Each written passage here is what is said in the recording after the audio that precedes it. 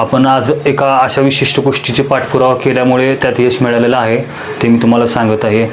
पंढरपूर शहरातील पंढरपूर नगर परिषद तसेच पंढरपूर भूमी अभिलेख कार्यालय, तहसील विभाग, जे पंढरपुरातील कृषी विभाग कार्यालय आहे, यांचे जे नागरिकांसाठी दिलेले संपर्क क्रमांक जे होते ते आतापर्यंत आपण बघितले असतील की ते लागत नाही आहेत किंवा अस्तित्वात नाही असं सांगत होते, किंवा काही जणांना मुळात ते माहीतच नसतील.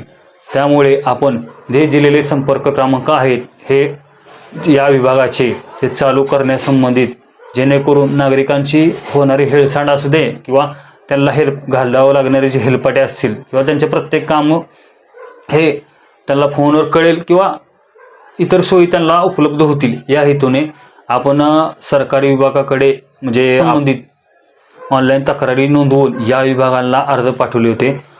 तर ते आता जवळपास आपल्याला प्रॉब्लेम सॉल्व्ह झालेले दिसत आहेत.